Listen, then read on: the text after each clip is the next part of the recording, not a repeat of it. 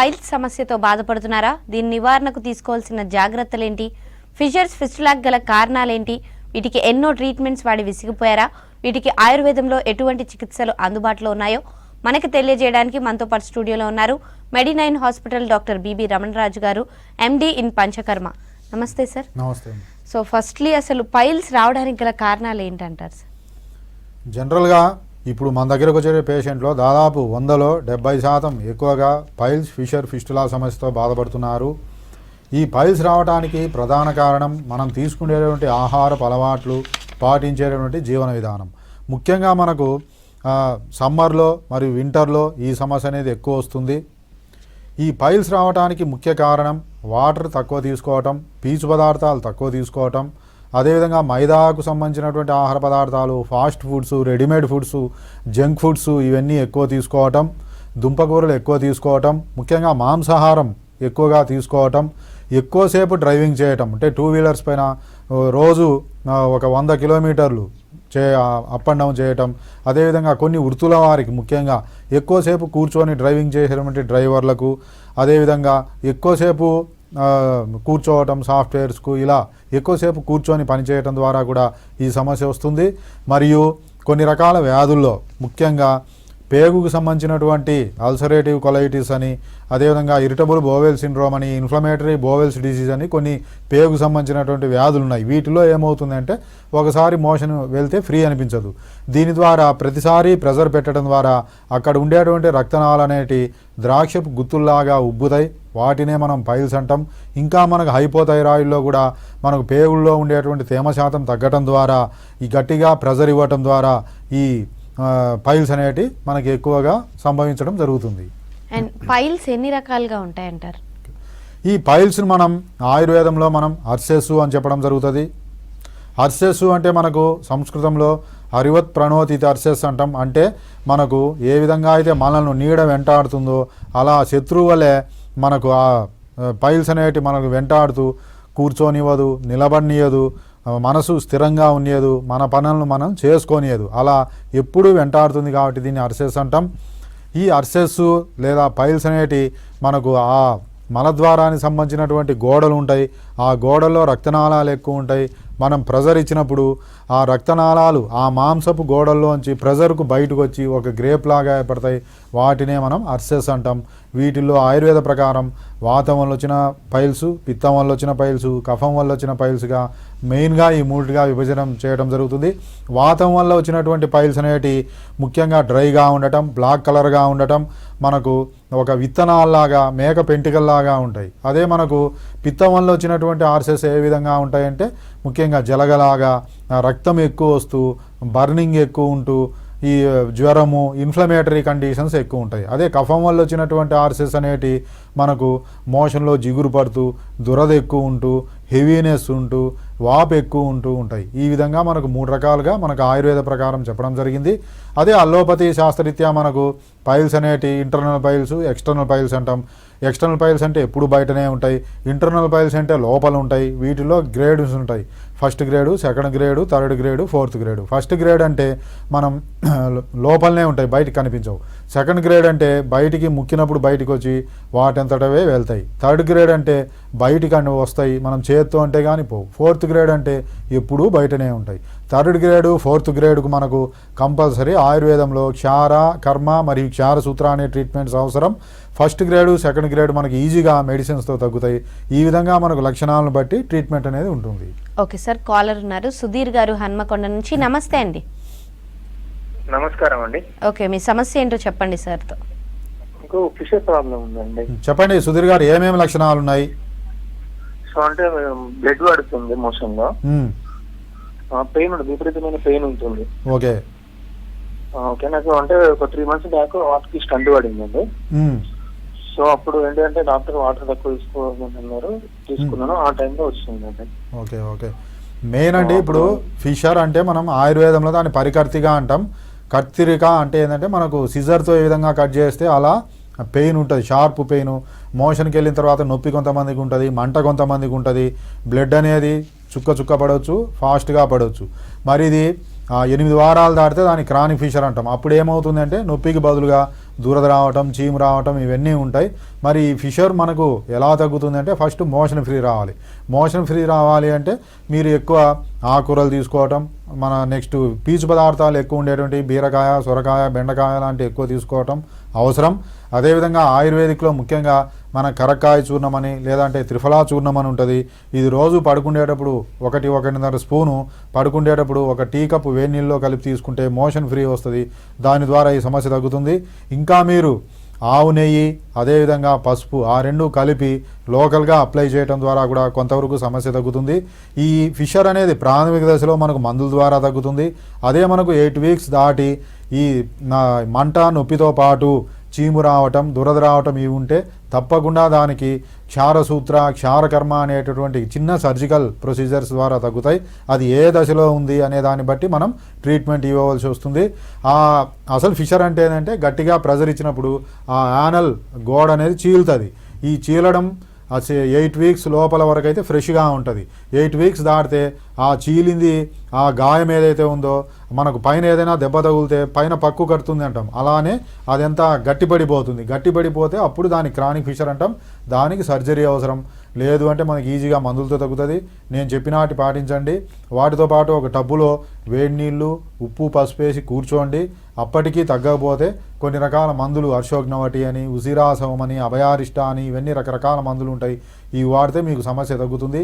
ఇంకా మనకు బ్లీడింగ్ తగ్గాలంటే మీరు ధనియాలు ఉంటాయి ఒక 10 గ్రామ్స్, అవి ఒక 100 ml వాటర్లో వేసి చిన్న మంట పైన పెట్టి చల్లారిన తర్వాత వాటిని చల్లార్చి తాగండి. దాని ద్వారా బ్లీడింగ్ అనేది ఫాస్ట్గా తగ్గుతుంది. ఇంకా మనకు ఆయుర్వేదంలో ఈ క్షారకర్మ, క్షారసూత్ర ఉంటుంది. క్షారసూత్ర అంటే మనకు ఒక థ్రెడ్ ఉంటుంది. ఆ థ్రెడ్ వేస్తారు ఫిషర్కి కూడా. అది కట్ చేసుకుంటూ ఒకవైపు హీల్ అవుతూ వస్తుంది. దీని ద్వారా శాశ్వతంగా తగ్గుతుంది. కాబట్టి నేను చెప్పినట్టు పాటించండి. మీకు దగ్గర ఉండే ఆయుర్వేద డాక్టర్ని సంప్రదించండి. లేదు అంటే మన మెడినైన్ ఆయుర్వేద హాస్పిటల్స్ అన్నిటిలో కూడా ఈ క్షారకర్మ, క్షారసూత్ర ఇవన్నీ అవైలబిలిటీ ఉన్నాయి. తప్పకుండా మీకు మంచి పరిష్కారం లభిస్తుంది. Okay sir. అండ్ పైల్స్కి మెయిన్గా లక్షణాలు ఎలా ఉంటాయంటారు?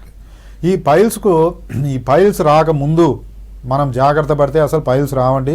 ఈ పైల్స్ రాకముందు చాలామంది కొన్ని లక్షణాలు ఉంటాయి. ఏంది? తిన్న వెంటనే చాలా అనిపించటం, హెవీనెస్ అనిపించడం, కడుపు ఉబ్బరించినట్టు ఉండటం, గొంతులోనే ఉన్నట్లు ఉండటం, పుల్లటి త్రేపులు రావటం, కింది నుంచి గ్యాస్ ఎక్కువ రావటం, ఒకసారి మోషన్కి వెళ్తే ఫ్రీ కాకుండా ప్రతిసారి మోషన్కి వెళ్ళాలనిపించడం, ఇవన్నీ ప్రాథమిక దశలోనే కొన్ని లక్షణాలు ఉంటాయి. ఈ లక్షణాలు ఉంటే మనం తప్పకుండా డాక్టర్ను సంప్రదిస్తే మనకు ఈజీగా తగ్గుతుంది. ఇంకా వచ్చిన తర్వాత ఎవరికైనా సరే మోషన్కి వెళ్ళినప్పుడు ఫస్ట్ గ్రేడ్లో ఇంటర్నల్ పైల్స్లో ఫస్ట్ గ్రేడ్లో మోషన్కి వెళ్ళినప్పుడు ఏమవుతుంది? రక్తం చిమ్ముతుంది కానీ నొప్పి ఉండదు, ఫౌంటైన్ లాగా చిమ్ముతుంది. రెండో దశలో ఏమవుతుంది? నొప్పి కొంచెం ఉంటుంది, చుక్క రక్తం పడుతుంది. అదే మూడో దశలో ఏమవుతుంది? అసలు రక్తమే పడదు, పెయిన్ పెరుగుతుంది. నాలుగో దశలో ఏమవుతుంది? గట్టిగా ముక్కినప్పుడు ఆ పైల్స్తో పాటు ఒక్కొక్కసారి ఆ ప్రేగు కూడా పూర్తిగా బయటకు వచ్చే అవకాశం ఉంటుంది. కాబట్టి అంత దశకు వెళ్లకుండా ఈ థర్డ్ స్టేజ్, ఫోర్త్ స్టేజ్కి వెళ్లకుండా సర్జరీకి ముందు దశల్లోనే మనం జాగ్రత్త పడితే ఈ ఫస్ట్, సెకండ్ స్టేజ్లోనే దీన్ని పూర్తిగా మనకు తగ్గించుకోవచ్చు సర్జరీ అవసరం లేకుండానే. ఒకవేళ సర్జరీ అవసరమైన ఆయుర్వేదంలో క్షారసూత్ర అని ఒక మెడికేటెడ్ థ్రెడ్ దారం ఉంటుంది. ఆ ఏదైతే ఉబ్బినటువంటి పైల్స్ మాస్ అంటాం, ఆ ద్రాక్ష గుత్తిలాగా ఉబ్బి ఉంటుంది. ఆ మొదట దాన్ని టై చేయడం ద్వారా అవి ఊడి పడిపోవటం జరుగుతుంది. ఇది మైనర్ సర్జికల్ ప్రొసీజర్. దీనివల్ల సైడ్ ఎఫెక్ట్స్ ఏముండవు, తిరగబెట్టడం అనేది ఉండదు, ఈజీగా తగ్గుతుంది. ఇంతవరకు రాకుండా ఫస్ట్ స్టేజ్, సెకండ్ స్టేజ్ ఉంటే సింపుల్గా మందుల ద్వారానే మనం తగ్గించుకోవచ్చు. Okay sir. పైల్స్లో ఎన్ని స్టేజెస్ ఉంటాయంటారు? ఈ పైల్స్లో మనకు మొత్తం ఈ ఎక్స్టర్నల్ పైల్స్, ఇంటర్నల్ పైల్స్ అని ఉంటాయి. ఎక్స్టర్నల్ పైల్స్ అనేటి మనకు బయట వైపు ఉంటాయి, మన స్కిన్ కలర్లోనే ఉంటాయి, ఎప్పుడూ బయటనే ఉంటాయి. నెక్స్ట్ ఇంటర్నల్ పైల్స్లోనే మనం ఇవి గ్రేడ్ 1, గ్రేడ్ 2, గ్రేడ్ 3, గ్రేడ్ 4 అని మనం ఇంతకుముందు కూడా చెప్పుకున్నాం. గ్రేడ్ 1 అనేటి మనకు లోపలనే ఉంటావు, బయటకు అసలు కనిపించవు. గ్రేడ్ 2 అనేటి మనం మోషన్కి వెళ్ళినప్పుడు వస్తాయి, కనిపిస్తాయి, మళ్ళీ వాటింతటవే వెళ్తాయి. గ్రేడ్ 3 అంటే మోషన్కి వెళ్ళినప్పుడు బయటకు వస్తాయి, మళ్ళీ వెళ్ళవు, చేత్తో అంటేనే వెళ్తాయి. గ్రేడ్ 4 అంటే బయటనే ఉంటాయి, అసలు లోపలికి వెళ్ళవు. గ్రేడ్ 4 అనేది ఎమర్జెన్సీ, తప్పకుండా సర్జరీ అవసరం. సర్జరీ చేయకపోతే అదంతా ఇన్ఫెక్షన్ అయ్యి చాలా ప్రాబ్లమ్స్ వచ్చే అవకాశం ఉంటుంది.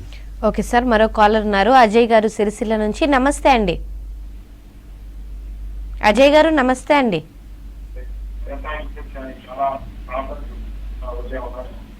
మీ టీవీ వాల్యూమ్ తగ్గించి ఫోన్లో మాట్లాడరా అజయ్ గారు? ఓకే సార్, కాల్ కట్ అయింది. ఫిషర్స్కి లక్షణాలు ఎలా ఉంటాయంటారు? ఈ ఫిషర్ అంటే మనకు సేమ్ మనం ఇంతకుముందు ఏదైతే లక్షణాలు చెప్పినామో టయానికి ఆహారం తీసుకోకపోవటం, ఇర్రెగ్యులర్ ఫుడ్ తీసుకోవటం, నాన్ వెజ్ ఎక్కువ తీసుకోవటం, ఆల్కహాల్ స్మోకింగ్, అదేవిధంగా ఎక్కువ దూరం ప్రయాణించటం, వీటన్నిటి వల్ల మనకు మలంలో ఉండేటువంటి వాటర్ శాతం, తేమ శాతం తగ్గటం ద్వారా ఈ మలం అనేది గట్టిపడి ప్రెజర్ ఇచ్చినప్పుడు ఆ యానల్ వాల్ అనేది కట్ చేసుకుంటూ వస్తుంది. దాన్నే మనం ఫిషర్ అంటాం, ఫిషర్ ఇన్ ఆనో అంటాం. మరి దీంట్లో ఏమేమి లక్షణాలు ఉంటాయంటే మోషన్కి వెళ్ళాలంటే భయం, ఎందుకంటే మోషన్కు వెళ్తే అదంతా వెడల్పు అవుతుంది కదా, మోషన్కు అదంతా ఇంకా ఎక్కువ చీలుతుంది, భయంకరమైన నొప్పి, అదేవిధంగా మంట, నొప్పి, బ్లడ్ పడడం ఉంటుంది. ఈ ఫిషర్ ఉన్నవారు అసలు మోషన్కి వెళ్ళాలంటే భయపడతారు. అందువల్ల చాలామంది ఫుడ్ తీసుకోరు, ఓన్లీ లిక్విడ్స్ మాత్రమే తీసుకుంటారు. అలా దాన్ని నెగ్లెక్ట్ చేయడం ద్వారా ఏమవుతుంది, అది క్రానిక్ ఫిషర్గా మారుతుంది. దాంట్లో ఇంకా చీలిన దాంట్లో ఈ మోషన్ అంతా కూడా అక్కడ స్నాగ్నేట్ అయ్యి అదంతా దురద రావటం, పస్ రావటం, ఇవన్నీ కూడా ఏర్పడతాయి. దీని ద్వారా ఏమవుతుంది, మనం మోషన్కు పోవాలంటేనే మనకు మన ప్రమేయం లేకుండానే మలద్వారం అనేది సన్నబడిపోతుంది. ఇలా చాలా సమస్య ఇది ఫిషర్ అనేది. దీనికి మామూలుగా ఆధునిక శాస్త్రరీత్యా కూడా యానల్ డైలేటర్స్ అవన్నీ కూడా వాడతారు. మరి ఆయుర్వేదంలో మందుల ద్వారా తగ్గుతుంది. ఇంకా ఎక్కువగా ఉండే క్రానిక్ ఫిషర్కి అయితే మనకు క్షారసూత్ర అనే ట్రీట్మెంట్ ద్వారా దాన్ని క్రమంగా కట్ చేసుకోవటం వస్తుంది. దీని ద్వారా శాశ్వతంగా ఈ ఫిషర్ అనేది తగ్గే అవకాశం ఉంటుంది. ఓకే సార్, మరో కాలర్ ఉన్నారు. శ్రీనివాస్ గారు సూర్యాపేట నుంచి. నమస్తే అండి. ఓకే, మీ సమస్య ఏంటో చెప్పండి సార్. చెప్పండి శ్రీనివాస్ గారు. సార్ మాకు ఇది మలద్వారం చుట్టూ బాగా దురదలాగుందండి. ఇది ఎప్పటి నుంచి అండి? ఒక 1-2 నెలల క్రితం వస్తే ఒకసారి నేను స్కిన్ డాక్టర్ దగ్గరికి వెళ్ళా. అయితే మీద ఒక లోషన్, కొంచెం టాబ్లెట్లు పెట్టారు. తగ్గి మళ్ళీ స్టార్ట్ అయింది. ఏదన్నా నాన్ వెజ్ గిన్నె తిన్నప్పుడు బాగా నొప్పి, మంట అదేముండదా? నొప్పి, మంట కానీ బ్లడ్ పట్టడం లేదండి. ఓన్లీ మనకు దురద మాత్రమే. ఓన్లీ దురదనే. జనరల్గా అండి అక్కడ ఏంటంటే ఎక్కువ స్వెట్టింగ్ పడటం ద్వారా, మనము కొంచెం హైజీన్గా ఉంచుకోకపోవటం ద్వారా కూడా ఈ ఫంగస్ ద్వారా ఈ సమస్య వచ్చే అవకాశం ఉంటుంది. మరి దీనికి కూడా మనం కొంచెం ఆ టబ్లో వేడి నీళ్ళు తీసుకొని కొంచెం పసుపు, అదేవిధంగా ఇంకా మీకు వేపాకు ఇవి వేసి ఆ వాటర్లో కషాయంలాగా కాంచి ఆ వాటర్లో కూర్చోండి. అదేవిధంగా మీకు ఆయుర్వేదిక్ షాపులో కూడా మనకు జాత్యాది తైలం అని ఒక ఆయిల్ ఉంటుంది. ఇది మనకు స్నానానికి ముందు ఒక అరగంట ముందు అక్కడ అప్లై చేయండి. తర్వాత అరగంట తర్వాత స్నానం చేయండి. దీని తర్వాత ఏదైనా సరే ఆ ఫంగస్ ఉంటే అది పూర్తిగా పోతుంది. అన్నిటికంటే ముఖ్యం ఆ టబ్లో వేడి నీళ్ళు, అదేవిధంగా వేపాకు, పసుపు ఇవన్నీ కూడా వేసి అక్కడ కూర్చోండి, మీకు పరిష్కారం లభిస్తుంది. అప్పటికి తగ్గకపోతే దానికి ఈ యాంటీ ఫంగల్గా, అదేవిధంగా బ్లడ్ను ప్యూరిఫై చేసేటువంటి కొన్ని గంధక రసాయనం, కదిరారిష్ట, మంజిష్టాది కషాయం ఇలాంటివన్నీ ఉంటావు. ఇవన్నీ కూడా మీరు ఆయుర్వేద డాక్టర్ సూచనల మేరకు వాడండి, తగ్గుతుంది. ఓకే సార్, మరో కాలర్ ఉన్నారు. రాజు గారు కరీంనగర్ నుంచి. నమస్తే అండి. ఓకే సార్, కాల్ కట్ అయింది. అండ్ అంటే ఫిస్టులాకి లక్షణాలు ఎలా ఉంటాయి అంటారు సార్? మనకు ఈ పైల్స్, ఫిషర్, ఫిస్టులా వీటి మూడింటిల్లో ఫిస్టులా అనేది కొంత మొండిది, భయంకరమైంది, చాలా ఇబ్బంది పెట్టేటువంటి సమస్య. ఈ ఫిస్టులా అంటే మనం కారణాలు అన్నిటికూ సేమ్ కారణాలు ఉంటాయి. టయానికి ఆహారం తీసుకోకపోవటం అవన్నీ కూడా. దాని ద్వారా ఏమవుతుందంటే మన యానల్ గ్లాండ్స్ అని, మనకి యానస్ లోపల కొన్ని గ్లాండ్స్ ఉంటాయి. అవి ఫస్ట్ అది ఇన్ఫెక్షన్కి గురై ఒక వాపు, నొప్పి, దురద ఏర్పడుతుంది. దాని ద్వారా కొంతమందికి ఆ మలద్వారం పక్కన కానీ బటక్స్ దగ్గర కొంత వాపుతో కూడినటువంటి గడ్డ ఏర్పడుతుంది. అది కొద్ది రోజులకు ఇంకా పెరిగి పగిలిపోయి చీము వస్తుంది. చీము వస్తే నొప్పి తగ్గుతుంది. మళ్ళా కొద్ది రోజులు మనం నిర్లక్ష్యం చేయడం ద్వారా మళ్ళా ఆ చీమంతా లోపల చేరకపోయి మళ్ళా వాపు, నొప్పి వస్తుంది. మళ్ళా పగిలి మళ్ళా చీము వస్తుంది. ఇలా ప్రతిసారి జరుగుతూ వాపొస్తూ చీము ఇలా వస్తూ వస్తూ వస్తూ ఆ ఫిస్టులాగా ఏర్పడుతుంది. ఇది మలద్వారం నుంచి మొదలుకొని ఇంకా దాని ఫిస్టులా ట్రాక్ అంటాం, ఒక ఎలుక కన్నంలాగా వేరే చోటికి పాకుతుంది. ఈ ఫిస్టులా అనేది చాలా కష్టమైంది. ఈ దాదాపు 100లో 70% మనకు దాదాపుగా మనకు ఆయుర్వేదంలో క్షారసూత్ర అనే ట్రీట్మెంట్ అవసరం. ఈ క్షారసూత్ర ద్వారా పూర్తిగా తగ్గుతుంది. అంతేగాని ఊరిక కట్ చేసి తీయటం వల్ల మళ్ళీ తిరగబెట్టడం అనేది ఉంటుంది. 1 సెంటీమీటర్ లోపల కానీ మ్యాక్సిమం 3 సెంటీమీటర్స్ లోపల ట్రాక్ ఉంటే అవి మెడిసిన్స్తో తగ్గుతాయి. అంతకు మించి ఉండి మల్టిపుల్ ట్రాక్స్ ఉంటే తప్పకుండా మనకు క్షారసూత్ర ట్రీట్మెంట్ అవసరం. ఓకే సార్, మరో కాలర్ ఉన్నారు. వీరన్న గారు తొర్రూరు నుంచి. నమస్తే అండి. మేడం నమస్తే మేడం. ఏం లేదు సార్ తోటి మాట్లాడండి. చెప్పండి వీరన్న గారు. సార్ ఏం లేదు సార్, అది ఏం లేదు మేడం. అది సార్ నమస్తే సార్. చెప్పండి. ప్రాబ్లం ఏంటంటే బాత్రూమ్ పోయినప్పుడల్లా ఇట్లా ఉప్పు లెక్క కిందికి వస్తున్నాయి సార్. వచ్చేసి అది మన బ్లడ్ అనేది ఒక వారానికి ఒకసారి పడుతుంది మేడం. అంటే అవి బయటకు వచ్చి అట్టనే ఉంటాయా అండి, మళ్ళీ లోపలికి వెళ్తాయా? మళ్ళీ లోపలికి అంటే ఫెచ్ చేయవలసి వస్తాం సార్. ఫెచ్ చేస్తే లోపలికి పోతే ఏం కావట్లేదు సార్. అదేంటి అది మరి మీరు చెప్పే లక్షణాలను బట్టి అది 3వ స్టేజీ ఉంటుంది పైల్స్. అదేంటంటే అలానే వస్తాయి, మళ్ళీ చేత్తో అంటే పోతాయి. ఒక్కొక్కసారి బయటకు వచ్చి ఇంకా పోవు. అప్పుడు కంపల్సరీ సర్జరీ అవసరం. మీరు వీలైనంత వరకు ఈ ఆయుర్వేదంలో క్షారసూత్ర సర్జరీ అని ఉంటుంది. దీంట్లో మనకు లోకల్ అనస్థీషియాలా లోకల్గా అనస్థీషియా ఇచ్చి కానీ, లేకపోతే మనకు వెన్నెముకకు అనస్థీషియా ఇచ్చి ఏదైతే మన గుత్తిలాగా బయటకు వస్తుందన్నారు కదా, అక్కడ ఒక థ్రెడ్ ఉంటుంది, ఒక దారం ఉంటుంది, మెడిసిన్స్తో కూడిన థ్రెడ్. అది దారం కట్టడం ద్వారా అవి ఊడిపోవటం జరుగుతుంది. ఇవి మన దగ్గర ఈ మెడినైన్ హాస్పిటల్స్ అన్నిటిలో ఉంటాయి. ఇది పెద్ద భయపడాల్సిన అవసరం లేదు, అంతా అరగంటలో అయిపోతుంది. ఉదయం మనం అడ్మిట్ అయ్యి సాయంత్రానికి డిశ్చార్జ్ కావచ్చు. దీనివల్ల ఎటువంటి సైడ్ ఎఫెక్ట్స్ ఉండదు. కాబట్టి నన్ను అడిగితే మీరు క్షారసూత్ర సర్జరీ చేయించడమే బెటర్. ఎందుకంటే అవి మెడిసిన్స్తో కొంచెం కష్టం తగ్గడం, అది మళ్ళీ 4th స్టేజ్కి పోతే తప్పకుండా సర్జరీ అవసరం. అలాంటి రిస్క్ తీసుకోకుండా మీరు ఇప్పుడే దాన్ని చేయించడం ద్వారా మీకు మంచి యూజ్ ఉంటుంది.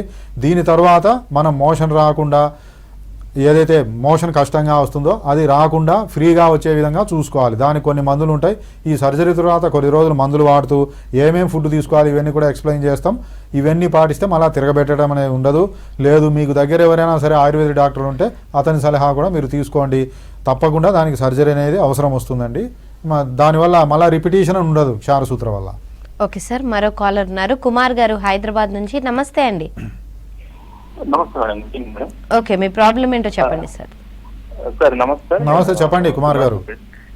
సార్ ఏం లేదు సార్, నేను ఒక 3-4 months నుంచి నాకు కొంచెం మోషన్ వెళ్ళే దగ్గర కొంచెం ఉప్పినట్టు ఉంటుంది సార్. సో తర్వాత మోషన్ కూడా అప్పుడప్పుడు కంటిన్యూగా వస్తుంది, మళ్ళీ అయిపోతుంటుంది. ఓకే. కాకపోతే ఇది గ్యాస్ అనేది బాగా లీకేజ్, బాగా ఏమంటారు ఫాటింగ్ బాగా అవుతుంది సార్. ఓకే. దానికి ఏదైనా సొల్యూషన్ ఉంది? అదేండి, మీరు జనరల్గా ఫస్ట్ ఆహారం అనేది టయానికి తీసుకోండి. ఎక్కువగా దుంపకూరలు, నాన్ వెజ్, మైదాతో చేసినటి వీటికి దూరంగా ఉండడం ముఖ్యం. ఫైబర్ ఫుడ్ ఎక్కువ తీసుకోవాలి. మరి మీరు మోషన్ అనేది ఫ్రీ రావాలి. దానికి జనరల్గా అలోవెరా జ్యూస్ ఉంటుంది. అది ఒక ఉదయం ఒక 30 ml, నైట్ ఒక 30 ml, 1 కప్పు వేడి నీళ్ళలో కలిపి తీసుకోండి. అదేవిధంగా మనకు త్రిఫలా చూర్ణం ఉంటుంది, అది కూడా 1 స్పూన్ బెడ్ టైం తీసుకోండి. ఇవి వాడటం ద్వారా మనకు మోషన్ ఫ్రీ వస్తుంది. ఎందుకంటే అలోవెరాలో మనకు ఫైబర్ ఎక్కువ ఉంటుంది. ఇవన్నీ చేయడం ద్వారా మనకు మోషన్ ఫ్రీగా రావటం, గ్యాస్ ఉత్పత్తి కాకపోవటం, ఇవన్నీ కూడా క్లియర్ అవుతాయి. అప్పటికి మనకు ఉంటే కొన్ని మెడిసిన్స్ ఉంటాయి. మెడిసిన్స్ వరకు మీరు డాక్టర్ల పర్యవేక్షణలో వాడాలి. మీరు ఉబ్బు వస్తుందన్నారు, అది జనరల్గా మనకు పైల్స్లో రావచ్చు. అది 1st గ్రేడ్ 2nd గ్రేడ్లో కూడా వచ్చే అవకాశం ఉంటుంది. ఫిషర్లో కూడా వచ్చే అవకాశం ఉంటుంది. ఈ మెడిసిన్స్ వాడుతూ మీకు దగ్గరుండే ఆయుర్వేదిక్ డాక్టర్కి వెళ్ళి లోకల్గా ఒకసారి పరీక్ష చేయించండి. మనకు ఏంది ప్రాబ్లం, పైల్సా ఫిషరా చెప్పడం జరుగుతుంది.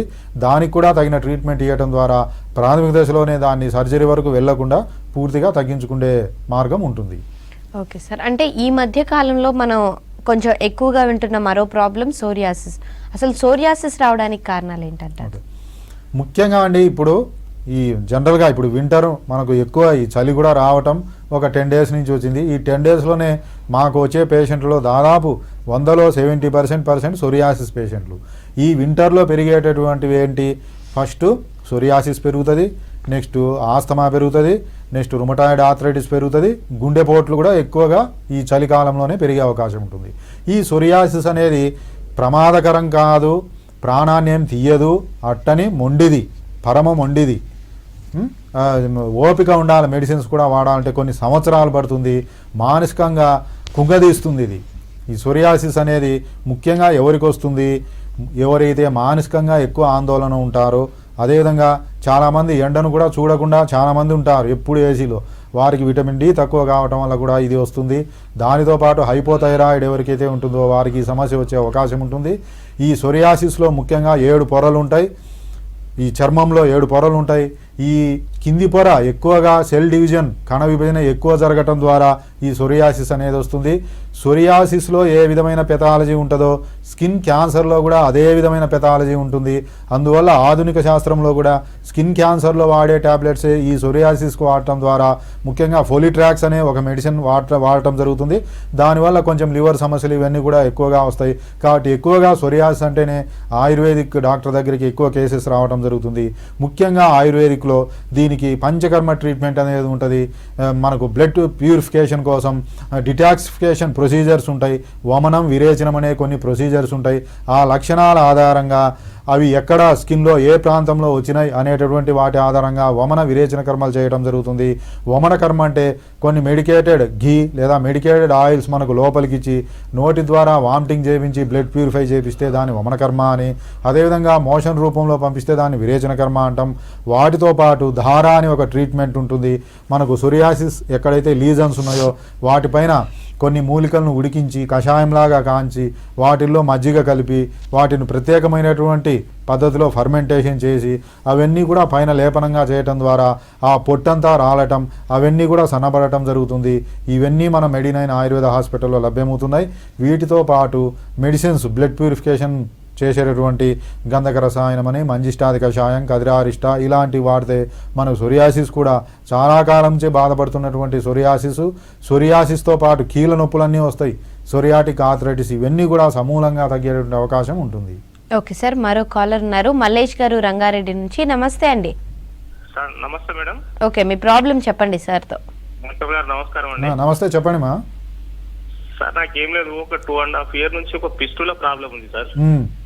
అయితే నాకు సర్జరీ చేసిండు, ఆయుర్వేదిక్ పోక ముందుకు మెడిసిన్ సర్జరీ చేసిర్రు. సర్జరీ చేసిన తర్వాత కూడా మళ్ళీ అదే రిపీట్ అయింది. నేను బాబానగర్ లో ఒక ఆయుర్వేదిక్ డాక్టర్ దగ్గరికి వెళ్ళిన 1 year బాగానే ఉంది. మళ్ళీ యాసిడ్ అదే పెయిన్ స్టార్ట్ అయింది సార్. అదేంటి ఫిస్టులా అంటేనే ఒక మొండిది. దానికి జనరల్గా మనం కట్ చేసి పసు తీయడం వల్ల కొంతమందికి తగ్గుతుంది, కొంతమందికి మళ్ళా తిరగబెట్టడం జరుగుతుంది. అందువల్ల మనకు క్షారసూత్ర అనేది మిగతా వాటి అన్నిటికంటే క్షారసూత్ర చేయడం ద్వారా తిరగబెట్టడం అనేది చాలా వరకు అరుదు. దాదాపు 100లో 70% కేసెస్ అనేవి మళ్ళీ తిరగబెట్టడం అనేది ఉండదు. అందువల్ల మీరు క్షారసూత్ర ట్రీట్మెంట్ చేయించండి. క్షారసూత్ర అంటే పెద్ద సింపుల్ ప్రొసీజరే. మనకు ఫిస్టులా అంటే 2 రంధ్రాలు ఉంటాయి, ఇంటర్నల్ ఎక్స్టర్నల్ అని 2 రంధ్రాలు ఉంటాయి. ఆ థ్రెడ్ అనేది మనకు పాస్ చేసి మనకు ఒక టై చేస్తారు. దాని ద్వారా అది క్రమంగా కట్ చేసుకుంటూ ఒకవైపు నుంచి హీల్ అవుతూ వస్తుంది. దీని ద్వారా తిరిగి మళ్ళీ వచ్చే అవకాశం చాలా వరకు అరుదు. వీటి తర్వాత కూడా మనం కొంచెం ఫుడ్లో ఎక్కువ నాన్ వెజ్ తీసుకోకుండా, దుంపకూరలు తీసుకోకుండా, ఎక్కువసేపు జర్నీ చేయకుండా కొన్ని ప్రికాషన్స్ పాటిస్తే మనకు పూర్తిగా తగ్గుతుంది. కాబట్టి ఆల్రెడీ మీరు సర్జరీ చేసినారు, మరలా వచ్చిందంటున్నారు. మెడిసిన్స్తో చాలా కష్టం తగ్గడం. మ్యాక్సిమం 3 inches వరకు ఉంటే కొంతవరకు మనం ట్రై చేయొచ్చు, కానీ మెడిసిన్స్తో ఎక్కువ లెంత్ ఫిస్టులా రాకుంటే మెడిసిన్స్తో తగ్గడం కష్టం. కాబట్టి మీరు ఒక్కసారి ఈ క్షారసూత్ర ట్రీట్మెంట్ చేయించండి. చాలా వరకు 100లో దాదాపు 70 to 80% మనం తిరగబెట్టడం అనేది ఉండదు.